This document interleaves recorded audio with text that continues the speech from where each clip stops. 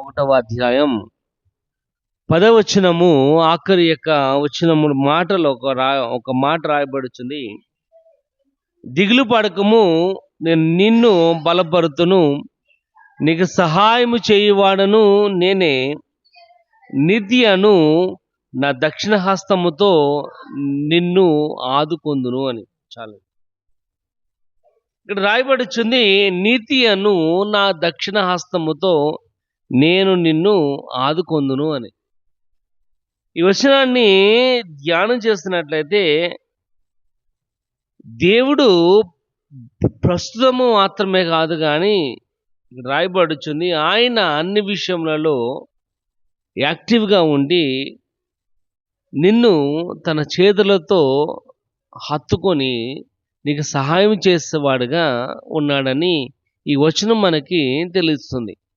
ఇక్కడ ఆయన అంటున్నాడు, నేను నీకు తోడై ఉండును, నేను నీ దేవుడినై ఉన్నాను, దిగులు పడకము, నేను నిన్ను బలపరుస్తును, నీకు సహాయం చేయవాడను నేనే, నీతియను నా దక్షిణ హస్తముతో అంటున్నాడు. కాబట్టి ఆయన యొక్క చేతితో మనలను పట్టుకునేవాడుగా కనబడుతున్నాడు. ఇక్కడ రాయబడుచుంది, ఈ వచనంలో ఆయన యొక్క అపారమైన శక్తితో, న్యాయముతో మనల్ని బలపరిచేవాడుగా, మనల్ని ఆదుకునేవాడుగా, మనం పడిపోకుండా ఆయన నిలబెట్టేవాడుగా కనబడుతున్నాడు. ఇక్కడ వచనము రాయబడుచుంది, నీతి అను నా దక్షిణ హస్తముతో నేను నిన్ను ఆదుకుంటాను అని. కాబట్టి ఉదయకాల సమయంలో మనం నేర్చుకుందాం, దేవుడు తన దక్షిణ హస్తముతో ఏ విధంగా మనలను ఆదుకునేవాడుగా ఉన్నాడు. ఎందుకంటే ఒకసారి మనం చూసుకున్నట్లయితే కీర్తన భాగంలో 46వ కీర్తన 1వ వచనం ఒకసారి చూద్దాం. 46వ కీర్తన 1వ వచనం, యెహోవా దేవుడు మనకు ఆశ్రయమై ఉన్నాడు, ఆశ్రయ దుర్గమునై ఉన్నాడు, ఆపత్కాలంలో ఆయన నమ్ముకొనదగిన సహాయకుడు అంటున్నాడు. ఇక్కడ రాయబడుచు, యెహోవా నాకు దుర్గమై ఉన్నాడు, ఆయన ఆపత్కాలంలో నేను నమ్ముకొనదగిన ఒక సహాయకుడిగా. అంటే వచనం రాయబడుచుంది, గాడ్స్ ప్రెసెన్స్ బీయింగ్ కంఫర్ట్. ఆయన అనుక్షణము కూడా మనలను ఆదరించేవాడుగా, బలపరిచేవాడుగా కనబడుతున్నాడు. అందుకే రాయబడుచుంది, నీతి అను నా దక్షిణ హస్తముతో నేను నిన్ను ఆదుకొందును అని. కాబట్టి ఆయన అనుక్షణము కూడా, ఏది ఒక ఇబ్బంది వచ్చినప్పుడు మాత్రమే కాదు, కష్టం వచ్చినప్పుడే కాదు, అనుక్షణము కూడా ఆయన నిన్ను హత్తుకొని తన యొక్క దక్షిణ హస్తముతోనే నిన్ను బలపరిచేవాడుగా, నువ్వు పడిపోకుండా ఆయన నిన్ను నిలబెట్టేవాడుగా ఉన్నాడని ఈ వాక్య భాగము రాయబడుచుంది. ఇక్కడ ప్రియమైన వారారా, దేవుని యొక్క వాక్య భాగము ఇక్కడ రాయబడుచున్నట్లుగా నీతి అను ఆయన యొక్క దక్షిణ హస్తము ఏ విధంగా మనకు సహాయకుడిగా ఉంటుందో నేర్చుకున్నట్లయితే ఇక్కడ రాయబడుచుంది, యెహోవా నాకు దుర్గమై ఉన్నాడు, ఆపత్కాలములో ఆయన నమ్ముకొనదగిన సహాయకుడిగా కనబడుతున్నాడు. కాబట్టి ప్రియమైన వాళ్ళరా, ఆయన అనుక్షణము కూడా ఏదో ఇబ్బంది వచ్చినప్పుడు, కష్టం వచ్చినప్పుడు, బాధల్లో మాత్రమే కాదు కానీ ప్రతి క్షణము కూడా ఆయన దక్షిణ హస్తము చేత నిన్ను బలపరిచేవాడుగా కనబడుతున్నాడు. ఒకసారి చూడండి, సామెతల గ్రంథము ఒకసారి చూద్దాం. సామెతల గ్రంథము 10వ అధ్యాయం, సామెతల గ్రంథము 10వ అధ్యాయము 25వ వచనం ఒకసారి చూద్దాం. 10వ అధ్యాయం 25వ వచనం, సుడిగాలి వీచగా భక్తిహీనుడు లేకపోవును, నీతిమంతుడు నిత్యము నిలుచు కట్టడము వలె ఉన్నాడు. ఇక్కడ రాయబడుచుంది, నీతిమంతుడు నిత్యము నిలుచు కట్టడము వలె ఉన్నాడు. కానీ వాక్య భాగము రాయబడుచుంది, రైచియస్నెస్ యాజ్ అవర్ ఫౌండేషన్. కాబట్టి ఆయన ఏ విధంగా నీకు సహాయకుడిగా ఉన్నాడంటే ఇక్కడ రాయబడుచు, నిత్యము నిలుచు ఒక కట్టడము లాగా ఉన్నాడు. అంటే నీతి అను పునాది ద్వారా ఆయన నిన్ను సంరక్షించేవాడుగా, నీతి అను పునాది ద్వారా ఆయన నిన్ను బలపరిచేవాడుగా కనబడుతున్నాడు. అంటే ఇక్కడ అంటున్నాడు, నువ్వు భయపడద్దు, దిగులు పడద్దు, ఆధారపడద్దు, ఎందుకంటే నా నీతి అను నా దక్షిణ హస్తము చేత నేను నిన్ను ఆదుకొందును అంటున్నాడు. కాబట్టి ఆయన ఏ విధంగా మనం ఆదుకుంటాడంటే ఒక స్థిరమైన పునాది వలె ఆయన నిన్ను ఆదుకునేవాడుగా కనబడుతున్నాడు. అదే ఇక్కడ రాయబడుచుంది, సుడిగాలి వీచగా భక్తిహీనుడు లేకపోవును, నీతిమంతుడు నిత్యము నిలుచు కట్టడము వలె ఉన్నాడు అంటున్నాడు ఇక్కడ.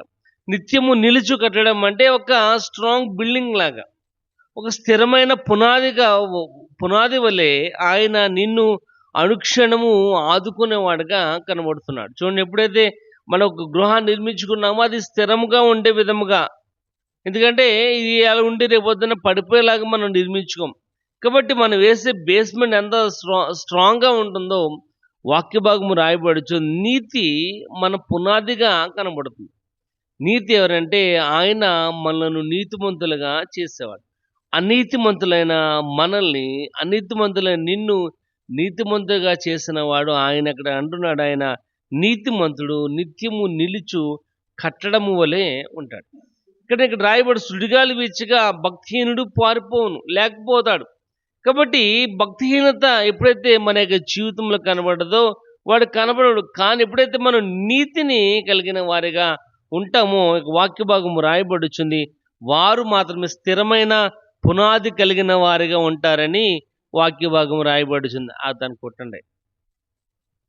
ఇక్కడ నీతి అంటే ఇక్కడ రాయబడుచుంది నిజాయితీ, ధర్మం, సరైన ప్రవక్త మన యొక్క జీవితానికి మూల స్తంభాల్లాగా కనబడుతున్నాయి. కాబట్టి దాని మీదే ఆధారమైన స్థిరమైన పునాది కలిగిన వారిగా ఉండాలని దేవుని యొక్క వాక్య భాగము రాయబడుచుంది. ఎందుకంటే మనల్ని నడిపించేవాడు ఆయన.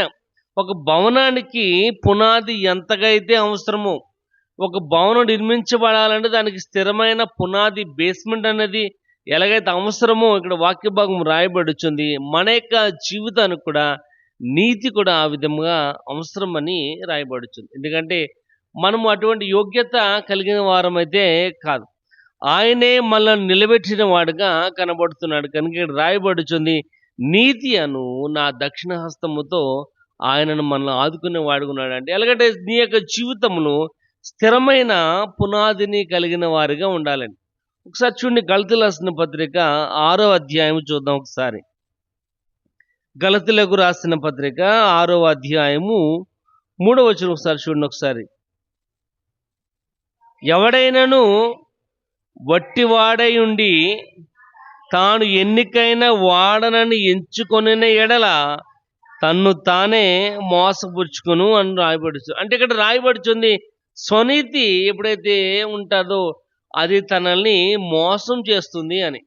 అంటే ఎవరికి వాడే నేనే గొప్పవాడిని, నేనే బెస్ట్ అని అనుకోవడానికి ఏ రకమైన అవకాశం అనేది లేదు. ఇక్కడ రాయబడుచున్న మాట అదే, ఎవడైనను వట్టివాడై ఉండి తాను ఎన్నికైన వాడనని ఎంచుకున్నట్లు అని రాయబడుచుంది. అంటే వాడు నార్మల్, కానీ నేనే గొప్పవాడిని అనుకున్నట్లయితే వాడిని వాడే మోసం చేసుకున్నట్లు అంటే రాయబడుచుంది. ఇక్కడ ప్రియమైన వాళ్ళ, మనకి మనమే గొప్పవాళ్ళం అయితే కాము, మనకి మనమే స్థిరమైన వారము కాదు, మనకి మనమే నీతిమంతులు కాదు. కానీ మనము అనీతిమంతులమైన మనల్ని ఆయన నీతిమంతుడైన యేసుక్రీస్తు ఈ లోకానికి వచ్చి తన ప్రాణాన్ని త్యాగం చేసి అనీతిమంతుడైన నీ యొక్క జీవితంను నీతిమంతుడిగా చేస్తాడు. కనుక ఇక్కడ రాయబడుచుంది, రైచియస్నెస్ యాజ్ అవర్ ఫౌండేషన్. నీతి అనేది మనకు పునాదిగా కనబడుతుంది. కాబట్టి దాని ద్వారా ఆయన మనల్ని స్థిరపరిచేవాడుగా, దాని ద్వారా ఆయన మనల్ని హత్తుకునేవాడుగా రాయబడుచు. అందుకంటున్నాడు, నువ్వు భయపడద్దు, దిగులు పడద్దు, నువ్వు అధైర్యపడద్దు, ఎందుకంటే నీతి అను నా దక్షిణ హస్తముతో నేను నిన్ను ఆదుకుంటాను అని. ఇక్కడ ప్రియమైన వాళ్ళారా, అక్కడ రాయబడుచుంది, స్వనీతి ద్వారా తను తానే మోసపుచ్చుకుంటాడు తప్ప మరొకటి ఏమి కాదు. మనం కూడా అటువంటి వారుగానే కలిగిన వారిగా ఉంటాం. నేనే గొప్ప, నాకు మించిన ఆలోచన ఎవరికి ఉండేది కాదు, నేనే గొప్ప, నేను ఏమైనా చేస్తే చెల్లుతుంది, నేనే చేసిందే కరెక్ట్ అనుకుంటాం. కానీ ఇక్కడ రాయబడుచుంది, స్వనీతి ద్వారా నిన్ను నువ్వే మోసపరుచుకుంటున్నావు అని రాయబడుచుంది. ఎందుకంటే స్వనీతి ఎప్పుడు కూడా మనకు ఉపయోగపడేది కాదు. అందుకే మనం ఇందాకే చదువుకున్నాం కదా మొదటి వచనంలో, భక్తి సుడిగాలి చేత సుడిగాలి వీచగా భక్తిహీనుడు లేకపోవడం. కాబట్టి స్వనీతి మనల్ని ఏ విధంగా నిలబెట్టదు. కానీ మనం నిలబడాలి, మన స్థిరమైన పునాది కలిగిన వారిగా ఉండాలి అంటే నీతిమంతుడైన యేసుక్రీస్తు వలన మాత్రమే తప్ప మన వలన అయితే కాదు. అందుకు సామెతల గ్రంథం 3వ అధ్యాయంలో రాయబడుతుంది, నీ స్వబుద్ధిని ఆధారం చేసుకొనక దేవుని మీద ఆధారపడాలి. నీ స్వబుద్ధి మీద ఆధారపడినట్లయితే ఏ రకమైన ప్రయోజనం అనేది ఉండదు. కాబట్టి ఆయన అధికారంనకును ఆయన యొక్క శిక్షకు నువ్వు లోబడిన వారిగా ఉండాలి. అందుకే ఇక్కడ రాయబడుతుంది, నీతి మన పునాదిగా కనబడుతుంది. ఇక్కడ ప్రియమైన వాళ్ళరా, ఈ నీతి కలుగు చేసిన వాడు ఆయన. ఆయన అంటున్నాడు, ఇదిగో నీతి అను నా దక్షిణ హస్తముతో నేను నిన్ను ఆదుకుంటాను అని. ఒకసారి చూడండి, కొలసీలకు రాసిన పత్రిక చూద్దాం. కొలసీలకు రాసిన పత్రిక 1వ అధ్యాయము, కొలసీలకు రాసిన పత్రిక 1వ అధ్యాయం 17వ వచనం ఒకసారి చూద్దాం. ఆయన అన్నిటికంటే ముందుగా ఉన్నవాడు, ఆయనే సమస్తమునకు ఆధారభూతుడు. చాలండి, ఇక్కడ రాయబడుచుంది ఆయన మొదటి నుండి ఉన్నవాడు ఆయనే. ఇక్కడ ఆయనే సమస్తమునకు ఆధారమైన వాడు. ఆయన తప్ప ఏది కూడా మన యొక్క జీవితంలోనికి రాదు. ఆయన లేకుండా ఏమి కూడా ఉండదు. అందుకే యోహాను సువార్తలో రాయబడుచుంది, నాకు వేరుగా ఉండి మీరేమి కూడా చేయలేరు అని. ఎందుకంటే ఆయనే మన యొక్క జీవితంలో కర్త కర్మ క్రియగా ఉన్నాడు. ఆయనే కార్యం కలిగించేవాడుగా, ఆయన ఇబ్బంది కలిగించేవాడుగా, ఆ ఇబ్బందులో నుంచి ఆయనే మనలను సహాయం చేసి నడిపించేవాడుగా కనబడుతున్నాడు. కనుక ఇక్కడ అంటున్నాడు, ఆయన అన్నిటికంటే ముందుగా ఉన్నవాడు, ఆయన సమస్తమునకును ఆధారభూతుడిగా ఉన్నాడు. ప్రియమైన వాళ్ళరా, దేవుని యొక్క వాక్య భాగం రాయబడుచుంది, నీతి మన పునాదిగా చేసేవాడు ఆయన. ఇక్కడ ఎన్నిక లేని వారం అయినప్పటికీ ఆయన మనలను ఎన్నుకుని తన యొక్క ఉచితమైన కృప చేత మనలను భద్రపరిచిన వాడిగా కనబడుతున్నాడు. అందుకే యోహాను సువార్త ఒకసారి చూద్దాం. యోహాను సువార్త 15వ అధ్యాయం 16వ వచనం చదువుకుందాం. యోహాను సువార్త 15వ అధ్యాయము 16వ వచనం. మీరు నన్ను ఏర్పరచుకొనలేదు, మీరు నా పేరట తండ్రిని ఏమడుగుదురో అది ఆయన మీకు ఇచ్చును. మీరు వెళ్ళి ఫలించుటకును మీ ఫలము నిలిచేలుట. ఇక్కడ రాయబడిచి, మీరు వెళ్ళి ఫలించుటకు మీ ఫలము నిలిచి ఉండడానికి కోసం అని రాయబడుచుంది. కాబట్టి ఆయన మనలను ఏర్పరచుకున్నాడు. ఎందుకంటే మనము దేవుని ఏర్పరచుకోవడం కాదు, కానీ ఆయనే అనీతిమంతులైన నీ మీద, అనీతిమంతులైన మన మీద ఆయన యొక్క ప్రత్యేకమైన ప్రేమను కలిగిన వాడిగా కనబడుతుంది. అందుకే 1వ యోహాను పత్రికలో మనం చదువుకున్న 4వ అధ్యాయము 9-10 వచనంలో రాయబడుచుంది, మనము ఎన్నిక లేని వారమైనప్పటికీ ఆయన ఉచితమైన కృప ద్వారానే మనలను బలపరిచి స్థిరపరిచి మన పాపములకు ప్రాయశ్చిత్తముగా తన ప్రాణాన్ని త్యాగం చేసిన వాడిగా కనబడుతున్నాడు. ఒకసారి చూడండి, ఆదికాండం ఒకసారి చూద్దాం. ఆదికాండము 15వ అధ్యాయము 6వ వచనం ఒకసారి చదువుకుందాం. ఆదికాండము 15వ అధ్యాయము 6వ వచనం. అతడు యెహోవాను నమ్మెను, ఆయన అది అతనికి నీతిగా ఎంచెను. ఇక్కడ రాయబడుచుంది, అబ్రహాము యెహోవాను నమ్మెను, అది అతనికి నీతిగా ఎంచబడింది అని. ఎందుకంటే అబ్రహాము దేవుని మీద ఆధారపడిన వాడుగా, అబ్రహాము దేవుడే సర్వస్వం అనుకుని అతను పిలవగానే తన పిలుపుకు లోబడిన వాడుగా ఉన్నాడు. అందుకే రాయబడి, అబ్రహాము దేవుని నమ్మెను, అది అతని నీతిగా ఎంచబడింది. ఇక్కడ ప్రియమైన వాళ్ళరా, దేవుని యొక్క వాక్య భాగం రాయబడుచు మనం ఎటువంటి వారమైనప్పటికీ, ఎందుకంటే అబ్రహాం యొక్క జీవితం మనం చదివినట్లయితే ఆయన అక్కడ ఉన్న పరిస్థితుల్లో, అక్కడ ఉన్న యొక్క సమయంలో ఆయనకంటే ధనవంతుడు ఎవడు కూడా లేడు. ఆ విధంగా దేవుడు అతను ఆస్వాదించడం గల కారణం ఏంటంటే అతను ఏదో గొప్ప వల్ల కాదు, కానీ అతని జ్ఞానం వల్ల కాదు. ఇక్కడ రాయబడుచుంది, అబ్రహాము యెహోవాను నమ్మెను కనుక అతను నీతిగా ఎంచబడింది. కాబట్టి అతని యొక్క జీవితంలో నీతి అనే యొక్క పునాది స్థిరముగా ఉంది కనుక వాక్య భాగం రాయబడుచుంది, నీతి అన్న దక్షిణ హస్తముతో నేను నిన్ను ఆదుకుంటాను అని. ఇక్కడ ప్రియమైన వాళ్ళరా, దేవుని యొక్క వాక్య భాగం రాయబడుచుంది, మన యొక్క స్వనీతి మీద ఆధారపడక దేవుని నీతి మీద మనము ఆధారపడిన వారుగా ఉండాలి. ఒకసారి చూడండి, 34వ కీర్తన కూడా ఒకసారి చూద్దాం. 34వ కీర్తన 15వ వచనం. 34వ కీర్తన 15వ వచనం. యెహోవా దృష్టి నీతిమంతుల మీద నున్నది, ఆయన చెవులు వారి మొరలకు ఒగ్గి ఉన్నది అంటున్నాడు. యెహోవా యొక్క దృష్టి ఎక్కడుందంటే నీతిమంతుల మీద ఉందని.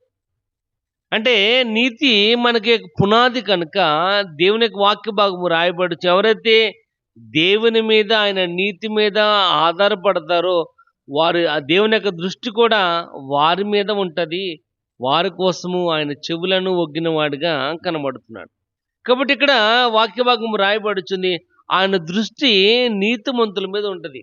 ఆయన దృష్టి ఎవరైతే దేవుని మీద ఆధారపడతారో, అందుకే వాక్య భాగం కూడా రాయబడుచుంది. అబ్రహాము దేవుని నమ్మెను, అది అతని నీతిగా ఎంచబడింది. కాబట్టి ఎన్ని పరిస్థితులు ఉన్నప్పటికీ అబ్రహాం యొక్క జీవితంలో దేవుని మీద ఆధారపడిన వాడిగా కనబడుతున్నాడు కనుక అది అతని నీతిగా ఎంచబడి ఆ నీతి అనేక పునాది మీద స్థిరపడిన వాడిగా కనబడుతున్నాడు. ఇక్కడ ప్రియమైన వాళ్ళరా, దేవుని యొక్క వాక్య భాగం రాయబడుచుంది. నువ్వు కూడా దేవుని యొక్క నీతి మీద గనక ఆ స్థిరమైన పునాది కలిగిన వారుగా ఉన్నట్లయితే ఆయన దృష్టి నీ మీద ఉంటుందని రాయబడుచుంది. చూడండి, అదే కీర్తన 17వ వచనం కూడా సార్ చూద్దాం. నీతిమంతులు మొరపెట్టగా యెహోవా ఆలకించును, వారి శ్రమలన్నిట్లో నుండి వారిని ఇక్కడ రాయబడుచుంది.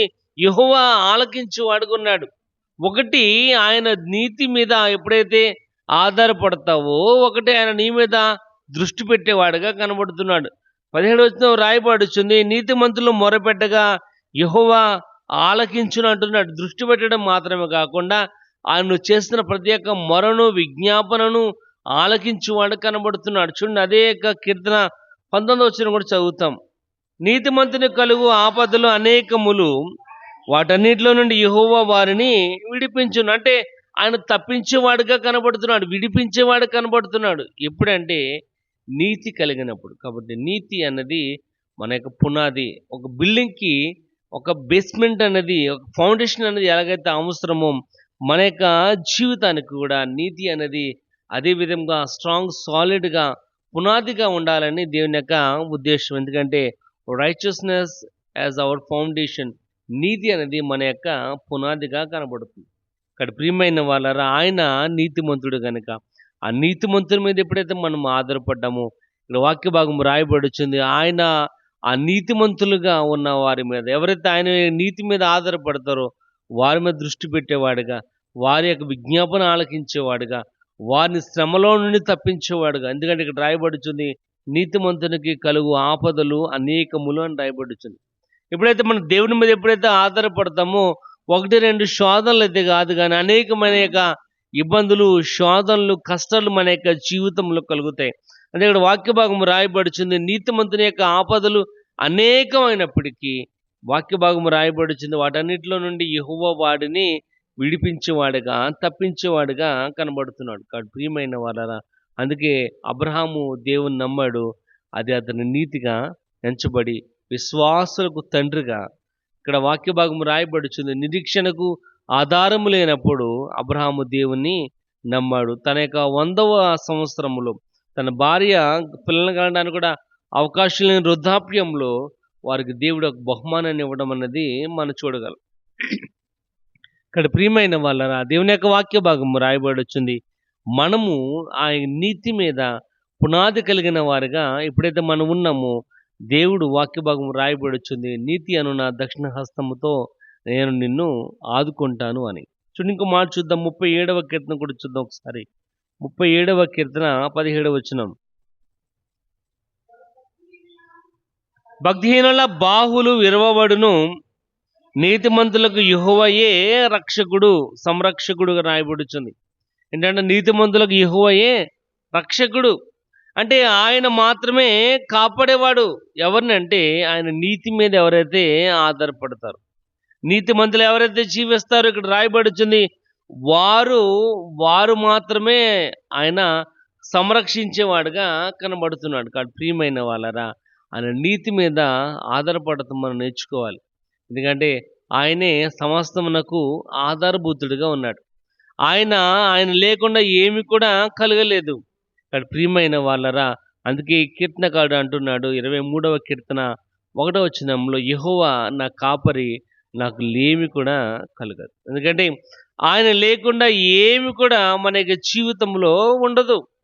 ఆయనే సమస్తమును అయి ఉన్నాడు. ఆయనే సమస్తమునకు ఆధారమైన వాడుగా ఉన్నాడు కనుక నిన్ను సంరక్షించేవాడు కూడా ఆ నీతి అయిన యేసుక్రీస్తే కనుక ఆ నీతి మీద ఆధారపడినట్లయితే అదే నీ యొక్క జీవితానికి స్థిరమైన పునాదిగా కనబడుతుంది. అందుకే పౌలు అంటున్నాడు, పునాది మీద కట్టబడిన వారే స్థిరముగా ఉండాలి అని. కాబట్టి మన యొక్క బేస్మెంట్ అన్నది, మన యొక్క ఫౌండేషన్ అనేది ఎప్పుడు కూడా కదిలిపోకూడదు, క్రాకులు రాకూడదు. వస్తూ ఉంటాయి కానీ ఇక్కడ రాయబడుచుంది, ఎన్ని ఏజ్ వచ్చినప్పటికీ, ఎన్ని శోధనలు వచ్చినప్పటికీ దేవుని యొక్క నీతి మీద ఎప్పుడైతే మనం ఆధారపడతామో ఇక్కడ రాయబడుచుంది, ఆయన యెహోవాయే మనకు సంరక్షకుడుగా ఉన్నాడు. చూడండి, ఇంకో మాట చూద్దాం. 55వ కీర్తన కూడా ఒకసారి చూద్దాం. 55వ కీర్తన 22వ వచనం చూద్దాం. 55:22. నీ భారము యెహోవా మీద మోపుము, ఆయనే నిన్ను ఆదుకొనును, నీతిమంతులను ఆయన ఎన్నడూ కదలనీయడు. చాలా ఇక్కడ రాయబడుచుంది, యెహోవా యొక్క నీతి ఇక్కడ కనబడుతుంది. ఆయన నీతిమంతులను ఎన్నడూ కూడా కదలనీయడు అని. అంటే వారు ఎప్పుడు కూడా స్థిరమైన పునాది వలె ఉంటారు. మనం నేర్చుకున్నాం కదా, 10వ అధ్యాయము సామెతల గ్రంథంలో రాయబడుచుంది, సుడిగాలి వీచిగా భక్తిహీనుడు లేకపోవును, నీతిమంతుడు నిత్యము నిలుచు కట్టడము వలె ఉన్నాడు. కానీ ఇక్కడ రాయబడుచున్న మాట కూడా అదే, ఏంటంటే నీ భారము యెహోవా మీద మోపుము, ఆయన నిన్ను ఆదుకొనును, నీతిమంతులు ఎన్నడూ కదలనీయడు అని. కాబట్టి ఎప్పుడైతే ఆయన మీద ఎప్పుడైతే మనం ఆధారపడతామో మనం ఎన్నడూ కూడా ఆధారపడవలసిన అవసరం అనేది లేదని వాక్య భాగం రాయబడుతుంది. ఎప్పుడైతే దేవుని మీద ఎప్పుడైతే ఆధారపడమో అప్పుడే మనము పడిపోతూ ఉంటాం, అప్పుడే మనము ఆధారపడుతూ ఉంటాం. కానీ దేవుని యొక్క వాక్య భాగం రాయబడుతుంది, ఆయన నీతి మీద కనుక మనం ఆధారపడినట్లయితే, ఆయన మీద కనుక మనం ఆధారపడినట్లయితే నువ్వు ఎన్నడూ కూడా కదల్చబడవని, కదలనీయడు అని దేవుని యొక్క వాక్య భాగం రాయబడుతుంది. కాబట్టి ప్రియమైన వాళ్ళరా, దేవుని యొక్క వాక్య భాగం ఒకసారి మనం చదువుకున్నట్లయితే యెషయా గ్రంథం 41వ అధ్యాయము 10వ వచనం రాయబడుతుంది, నువ్వు భయపడొద్దు, నువ్వు అధైర్యపడొద్దు, నువ్వు దిగులు పడొద్దు, ఎందుకంటే నీతి అని ఉన్న దక్షిణ హస్తముతో నేను నిన్ను ఆదుకుంటాను. కాబట్టి ప్రియమైన వాళ్ళారా, ఈ ఉదయకాల సమయంలో దేవుని యొక్క నీతి మన యొక్క పునాదిగా కనబడుతుంది కనుక ఆయన మీద మనం ఆధారపడినట్లయితే ఇక్కడ రాయబడుచుంది, నీతి మనల్ని సరైన మార్గంలో నడిపించి దేవునితో మనకి సత్సంబంధాన్ని కలిగిస్తుంది. ఎప్పుడైతే మనం నీతి కలిగిన వారిగా ఉన్నామో ఆ నీతిమంతుడైన క్రీస్తు నిన్ను ఆయనతో పాటు ఆ సంబంధాన్ని, పరస్పరమైన సంబంధాన్ని కలిగిన వారిగా ఉండే విధంగా ఆయన సహాయం చేసేవాడుగా ఉన్నాడని వాక్య భాగం రాయబడుతుంది. ప్రియమైన వాళ్ళరా, దేవుని యొక్క వాక్యం మనం ధ్యానం చేస్తున్నాం కనుక వాక్య భాగం రాయబడుతుంది, నీతి అను నా దక్షిణ హస్తముతో నిన్ను ఆదుకునేవాడుగా ఉన్నాడంటే ఏ విధంగా అంటే, నువ్వు ఎప్పుడైతే దేవుని యొక్క నీతి మీద ఎప్పుడైతే ఆధారపడ్డావో ఆయన నీ మీద దృష్టి ఉంచేవాడుగా, నీ మొరను వినేవాడుగా, నిన్ను రక్షించేవాడుగా, నిన్ను సంరక్షించేవాడుగా, నువ్వు పడిపోకుండా నిన్ను నిలబెట్టేవాడుగా. ఇక్కడ ఇంకో మాట రాయబడుతుంది, నువ్వు ఎన్నడూ కూడా కదల్చబడవని వాక్య భాగం రాయబడుతుంది. ఇక్కడ ప్రియమైన వాళ్ళరా, దేవుని నీతి మీద ఆధారపడదు. ఎందుకంటే ఏ దినమో, ఏ గడియో, ఏ రకమైన పరిస్థితి మన యొక్క జీవితంలో ఎదురవుతుందో మనకు తెలియదు. ఇక్కడ తెలియకపోయినప్పటికీ దేవుని యొక్క వాక్య భాగం రాయబడుతుంది, దేవుని యొక్క నీతి మీద కనుక ఆధారపడినట్లయితే ఆ నీతి మన యొక్క స్థిరమైన పునాది ఎప్పుడైతే మనకు కలిగిన వారిగా ఉంటామో వాక్య భాగం రాయబడుతుంది, మనం ఎన్నడూ కూడా కదలనీయడు అని ఆయన వాక్య భాగం తెలియజేస్తుంది. కనుక అటు కృపను దేవుడు మనకు అనుగ్రహించాలన్న ప్రార్థన చేద్దాం. నేడు కొద్ది మాటలు మనం ఇంట్లో దీవించి ఆశీర్వదించును గాక.